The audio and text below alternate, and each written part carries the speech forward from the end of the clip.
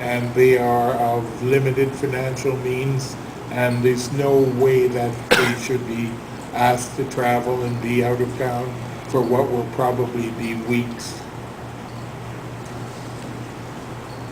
Kulmiye comes from Toronto, and that's where the inquest should be.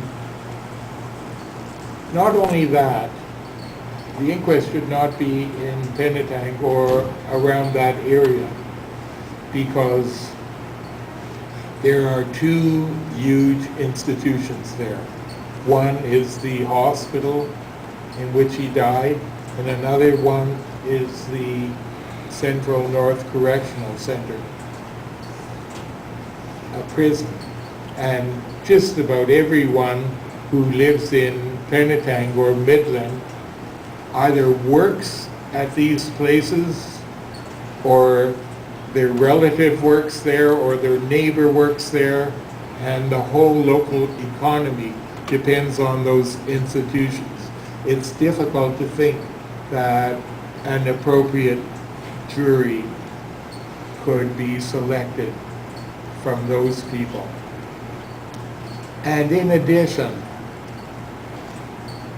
there should be diversity, racial diversity, and diversity in other ways, and it's very unlikely that you're going to draw jurors from that area that are diverse.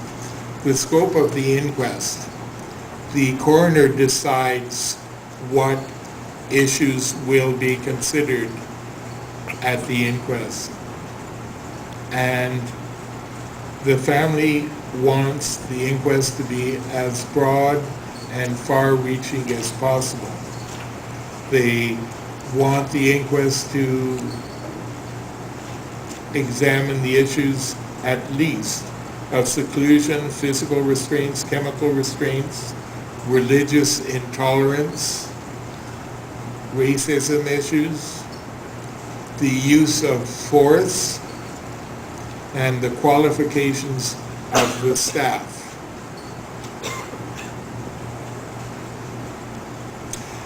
Now, this family wants to know the cause of death.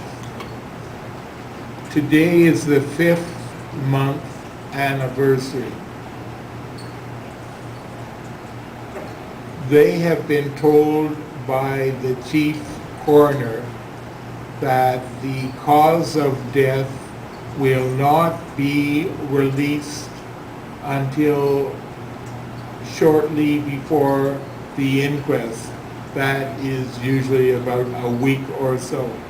Well, to tell you the truth, that's not good enough. The inquest might not be held for months or even years, and it's too much to expect the family to be deprived of that information.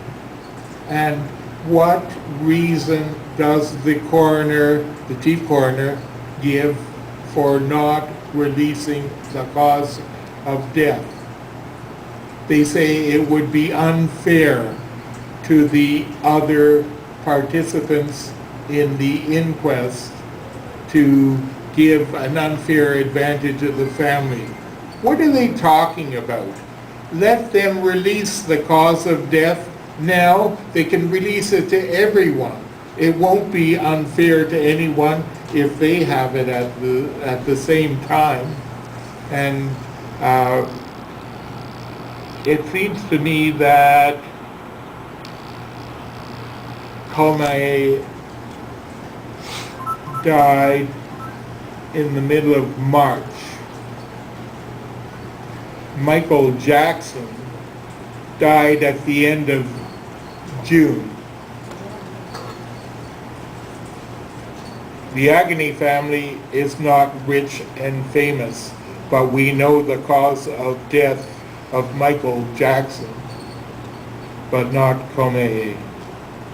Now, when the jury at the coroner's inquest gives its verdict, they categorize the death as either homicide, suicide, accident or unknown means. Now, it certainly isn't suicide, and it certainly wasn't an accident. And whatever the cause, we know it was clearly a homicide. Clearly a homicide.